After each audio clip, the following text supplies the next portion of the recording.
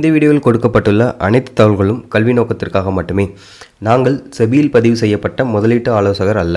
அனைத்து முதலீடுகளும் சந்தை அபாயத்திற்கு உட்பட்டவை. முதலீடு செய்வதற்கு முன் ஒரு தகுதியான நிதி ஆலோசகரை அணுகி ஆலோசனை செய்து கொள்ளவும். வணக்கம் நண்பர்களே, டிஜி இன்வெஸ்ட்மெண்ட் அகாடமிக்கு உங்களை அன்புடன் வரவேற்கிறேன். இந்த வீடியோவில் நாம் பார்க்க போவது முதலீடு என்றால் என்ன, சேமிப்பு மற்றும் முதலீட்டுக்கும் உள்ள வித்தியாசம் என்ன அப்படிங்கிறத பற்றி தெளிவாக பார்க்கலாம். ஸோ முதல்ல முதலீடு அப்படின்னா என்னென்னு சொல்லிட்டு பார்க்கலாம். இன்றைக்கி இருக்கும் பணத்தை உடனே செலவழிக்காமல் அதை எதிர்காலத்தில் அதிக மதிப்பு பெறும் வகையில் மாற்றுவது அல்லது பயன்படுத்துவது, இதை தான் நம்ம முதலீடுன்னு சொல்கிறோம். ஃபார் எக்ஸாம்பிள், இன்றைக்கி எங்கிட்ட 100 ரூபா இருக்குது. ஸோ அந்த 100 ரூபாயை பார்த்திங்க அப்படின்னா ஏதோ ஒரு அசட்டில் நான் போடுறேன், ஓகேங்களா. ஸோ அது கோல்டாக இருக்கலாம், இல்லை மியூச்சுவல் ஃபண்டாக இருக்கலாம், ஸ்டாக்காக இருக்கலாம், வேறு ஏதோ ஒரு அசட்டாக கூட இருக்கலாம். ஸோ அதில் நான் போட்டு எனக்கு 1 இயர் கழித்து பார்த்திங்க அப்படின்னா அது 110 ரூபாயாக மாறுது. ஸோ இதில் எனக்கு வரக்கூடிய வருமானம் 10 ரூபா. ஸோ இது மாதிரி நம்ம எதிர்கால தேவைக்காக நம்மளுடைய பணத்தை அதிக மதிப்பு பெறும் வகையில் மாற்றுவது தான் பார்த்திங்க அப்படின்னா முதலீடு அப்படின்னு சொல்கிறோம். ஸோ அடுத்ததாக நம்ம மக்கள் ஏன் முதலீடு செய்கிறார்கள் அப்படின்னு சொல்லிட்டு பார்க்கலாம். மக்கள் 3 முக்கிய காரணங்களுக்காக முதலீடு செய்கிறாங்க. ஒன்று பார்த்திங்க அப்படின்னா தங்கள்கிட்ட இருக்கிற பணத்தை அதிகரிக்கிறதுக்கு, இன்னொன்று விலைவாசி உயர்வை சமாளிக்கிறதுக்காகவும், அடுத்து பார்த்திங்க அப்படின்னா தங்களுடைய நீண்ட கால இலக்கை, அதாவது ஒரு சிலர் லாங் டேர்ம் கோல்ஸ் வச்சுருப்பாங்க. ஸோ வீடு கட்டணும், இல்லை பார்த்திங்க அப்படின்னா ரிட்டையர்மெண்ட் லைஃபு, எஜுகேஷன், ஸோ இது மாதிரி லாங் டேர்ம் கோல்ஸ் செட் பண்ணியிருப்பாங்க. அந்த கோலை அடைகிறதுக்காக முதலீடு செய்கிறாங்க. சேமிப்பு மற்றும் முதலீடுக்குள்ள வித்தியாசம் என்ன அப்படின்னு சொல்லிட்டு பார்க்கலாம். சேமிப்பு அப்படிங்கிறது பணத்தை பாதுகாப்பாக வச்சுருக்கிறதுக்கு பேர் தான் சேமிப்பு. ஸோ உதாரணமாக சொல்லப்போனால் வங்கியில் சேமிக்கிறது, நம்ம ரொக்கமாக கையில் வச்சுருக்கிறது, எஃப்டி ஆர்டியில் போடுறது, இது எல்லாத்தையும் நம்ம சேமிப்புன்னு சொல்லலாம். ஏன் சேமிப்பு அப்படின்னு சொல்கிறோன்னா, இங்கே லோ ரிஸ்க்கு, ஓரளவுக்கு சேஃப் அண்ட் செக்யூராக இருக்கும் பணம். இங்கே பார்த்திங்க அப்படின்னா நமக்கு ரிட்டனும் அந்த அளவுக்கு அதிகமாக இருக்காது. இதை நம்ம எங்கே பயன்படுத்தணும் அப்படின்னா ஷார்ட் டேர்ம் நீட்ஸுக்கு பயன்படுத்தணும். இன்னொரு பக்கம் எடுத்துக்கிட்டோம்னா முதலீடு. ஸோ முதலீடு அப்படிங்கிறது என்னென்னா நம்மளோட பணத்தை வளரச் செய்வது தான் முதலீடு அப்படின்னு சொல்கிறோம். இந்த முதலீடை பொறுத்தளவுக்கு பார்த்திங்க அப்படின்னா உதாரணமாக stocks, mutual funds, ETFs, bonds, gold, real estate, இது மாதிரி நிறைய முதலீடு அசட்ஸ் இருக்குது. இதில் வளர்ச்சி வாய்ப்பு அதிகம். ஆனால் அதாவது பார்த்திங்க அப்படின்னா இதில் க்ரோத் பொட்டென்ஷியல் அதிகமாக இருந்தாலும் இதில் ரிஸ்க்கும் அதிகமாக இருக்குது. இப்போ நம்ம ஒரு சிம்பிள் எக்ஸாம் எடுத்துக்கலாம். ஒருவர் மாதம் 20,000 ரூபா 5 வருஷத்துக்கு சேவிங் அக்கௌண்ட்டில் மட்டும் போட்டிருக்காரு. ஸோ சேவிங் அக்கௌண்ட்டில் அப்ராக்சிமேட்டாக ஒரு 3% ரிட்டர்ன் வருதுன்னு வச்சுக்கோங்க. ஸோ இது பேங்க்கு பேங்க் மாறலாம். இந்த இன்ட்ரெஸ்ட் ரேட் பார்த்திங்க அப்படின்னா அப்போதுக்கு அப்போ சேஞ்ச் ஆகலாம், ஓகேங்களா. ஸோ இப்போதைக்கு நான் அப்ராக்சிமேட்டாக 3% வச்சுருக்கேன். ஸோ இதில் பார்த்திங்க அப்படின்னா மெச்சூரிட்டி அமௌண்ட் பார்த்திங்க அப்படின்னா நமக்கு எவ்வளோ கிடைக்கும் 5 இயர்ஸ் கழிச்சு அப்படின்னு சொல்லி பார்த்திங்கன்னா அப்ராக்சிமேட்டாக ஒரு 13 லட்சம் கிடைக்குதுன்னு வைங்களேன். நம்ம இன்வெஸ்ட் பண்ணது எவ்வளோ 12 லேக்கு, நமக்கு கிடைக்கக்கூடியது 13 லட்சம். ஸோ 1 லட்சம் அதிகமாக கிடச்சிருக்கு நம்ம சேவிங் அக்கௌண்ட்டில் நார்மலாக வச்சுருந்தோம். அதுக்கடுத்து பார்த்திங்க அப்படின்னா இதே அமௌண்ட்டை நம்ம எஃப்டி அல்லது ஆர்டியில் போடுறோம். ஸோ இதோட ரிட்டர்ன் அப்ராக்சிமேட்டாக 6 to 7% வச்சுக்குவோம். இதுவும் பேங்க்கை பொறுத்து மாறுபடும். அதே மாதிரி காலத்துக்கு தகுந்தாற்போல் இந்த வட்டி விகிதங்களும் மாறுபடும். ஸோ இப்போதைக்கு நான் இதை அப்ராக்சிமேட்டாக 6 to 7% வச்சுக்கிறேன்.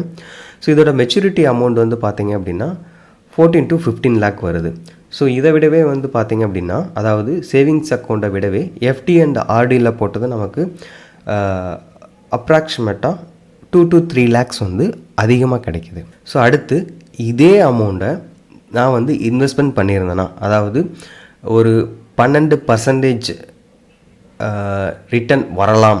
இது கன்ஃபார்மாக கிடையாது. இந்த 12% ரிட்டன் அப்படிங்கிறது என்னென்னா நமக்கு இந்த மார்க்கெட் கண்டிஷனை பொறுத்து இது மாறும். ஸோ இது கம்மியாகவும் ஆகலாம், இல்லை அதிகமாகவும் ஆகலாம். ஸோ நான் ஆவரேஜாக ஒரு 12% அப்படின்னு சொல்லி எடுத்துக்கிறேன்னு வைங்களேன். ஸோ இப்போது இந்த இன்வெஸ்ட் பண்ண அசட் மூலமாக நமக்கு கிடைக்கக்கூடியது பார்த்திங்க அப்படின்னா மெச்சூரிட்டி அமௌண்ட் 17 லேக்ஸ். ஸோ இது வந்து எஃப்டி அண்ட் ஆர்டியை விட 2 lakhs வந்து அதிகமாக கிடச்சிருக்கு. ஸோ இப்போது இவர் வந்து சேவிங் அக்கௌண்ட்டில் வச்சுருந்தாருன்னா இவருக்கு வந்து 13 lakh தான் வந்து 5 ஆண்டுக்கு அப்புறம் இருந்திருக்கும். அதுவே வந்து எஃப்டி அண்ட் ஆர்டியில் இன்வெஸ்ட் பண்ணியிருந்தாருன்னா 14 to 15 லட்சம் வந்து அவரோட கையில் இருந்திருக்கும். அதுவே வந்து இன்வெஸ்ட்மெண்ட் பண்ணியிருந்தாருன்னா அவருக்கு வந்து 17 லட்சம் கிடச்சிருக்கும். ஸோ இந்த 12% அப்படிங்கிறது அப்ராக்சிமேட்டு தான். ஸோ இது வந்து கூடவும் செய்யலாம் இல்லை குறையவும் செய்யலாம். ஸோ அது வந்து நாம் போடக்கூடிய அசட்டை பொறுத்து சேஞ்ச் ஆகும். நீங்கள் இங்கே கவனிக்க வேண்டியது நாம் இன்வெஸ்ட் பண்ணது என்னவோ 12 lakh தான். ஆனால் சேம் மணி சேம் டைம் நமக்கு கொடுத்துருக்கக்கூடியது டிஃப்ரெண்ட் ரிசல்ட். ஸோ அடுத்து நம்ம ஒருத்தர் எப்போ சேவ் பண்ணலாம், எப்போ இன்வெஸ்ட் பண்ணலாம் அப்படிங்கிறத பார்க்கலாம். ஸோ ஒருத்தர் இன்வெஸ்ட் பண்ணுறதுக்கு முன்னாடி ஃபஸ்ட்டு வந்து அவரோட எமர்ஜென்சி ஃபண்டை வந்து பில்ட் பண்ணணும். ஸோ அந்த எமர்ஜென்சி ஃபண்ட் அப்படிங்கிறது அவர் ஈஸியாக எடுத்து அதை அவரோட அவசர கால தேவைகளுக்கு யூஸ் பண்ணுற மாதிரி இருக்கணும். ஒருத்தருக்கு ஷார்ட் டேர்ம் கோல் தான் இருக்குது, ஸோ அதை வந்து பூர்த்தி செய்யணும் அப்படிங்கிற பட்சத்தில் அவர் வந்து அந்த அமௌண்ட்டை வந்து சேவ் பண்ணலாம். அதுக்கடுத்து ஒருத்தர் எடுத்து வைக்கக்கூடிய மணி வந்து அவருக்கு எப்போ வேணால் தேவைப்படலாம், அதை வந்து ஈஸியாக யூஸ் பண்ணிக்கிற மாதிரி இருக்கணும் அப்படின்னா ஸோ அந்த பணத்தை நம்ம கண்டிப்பாக சேவ் தான் பண்ணணும், இன்வெஸ்ட் பண்ணக்கூடாது. ஒருத்தர் வந்து லாங் டேர்ம் கோலுக்காக முதலீடு செய்யலாம். ஸோ இது குறைஞ்சது வந்து 5 வருடத்திற்கு மேலே அவருக்கு அந்த பணம் தேவைப்படாது. 5 வருடம் கழித்து தான் அந்த பணம் தேவைப்படும் அப்படிங்கிற பட்சத்தில் அவர் வந்து அந்த பணத்தை முதலீடு செய்யலாம். உதாரணமாக வந்து பார்த்திங்க அப்படின்னா ரிட்டையர்மெண்ட் பிளான் பண்ணுறது, அதுக்கடுத்து வந்து பார்த்திங்க அப்படின்னா வீடு வாங்கிறது, அதுக்கடுத்து வந்து பார்த்திங்க அப்படின்னா குழந்தைகளோட எஜுகேஷனுக்கு. ஸோ இந்த மாதிரி வந்து லாங் டேர்ம் கோலை அச்சீவ் பண்ணுறதுக்காக ஒருத்தர் வந்து முதலீடு செய்யலாம். அடுத்து நாம் எமர்ஜென்சி ஃபண்ட் அப்படின்னா என்னென்னு சொல்லிட்டு பார்க்கலாம்.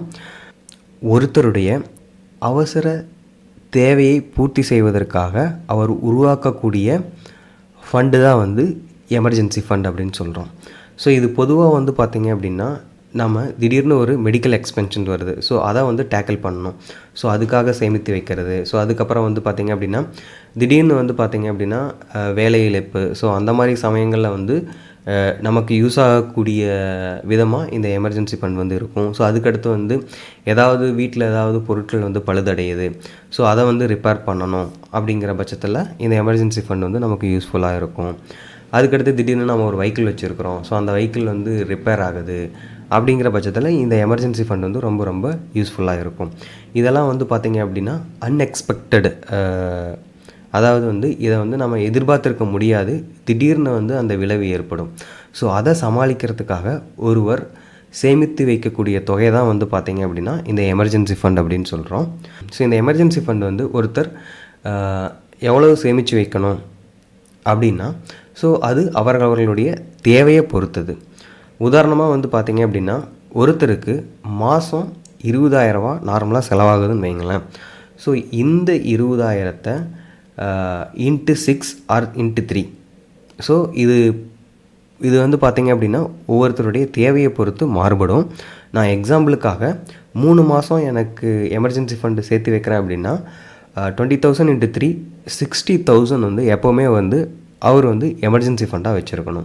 இல்லை நான் வந்து 6 மாதத்துக்கான ஃபண்டை வந்து எடுத்து வைக்கிறேன் அப்படின்னா ஸோ மினிமம் 3, மேக்ஸிமம் உங்களுக்கு தேவையை பொறுத்து நீங்கள் எடுத்து வச்சுக்கலாம். ஸோ இப்போது 6 மாதத்துக்கான ஃபண்டை வந்து நான் எடுத்து வைக்கிறேன்னா ஸோ 1,20,000 வரும். ஓகேங்களா? ஸோ இது ஒவ்வொருத்தருடைய தேவையை பொறுத்து.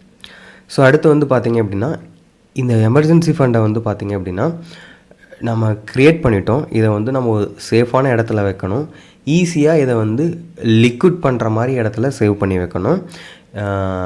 இதை வந்து நம்ம ரெகுலர் யூஸுக்கு பயன்படுத்தக்கூடாது. நமக்கு எப்போ எமர்ஜென்சியாக வந்து இந்த ஃபண்ட் தேவைப்படுதோ அப்போ மட்டும்தான் இதை வந்து யூட்டிலைஸ் பண்ணணும். ஸோ அதனால தான் இதுக்கு பேர் வந்து எமர்ஜென்சி ஃபண்ட் அப்படின்னு சொல்கிறோம். முதலீடு தொடங்கிறதுக்கு முன்னாடி ஸோ ஃபஸ்ட்டு வந்து அவர் பில்ட் பண்ண வேண்டியது அவரோட emergency fund. So first safety, அதுக்கப்புறம் தான் வந்து பார்த்திங்க அப்படின்னா இன்வெஸ்ட்மெண்ட்.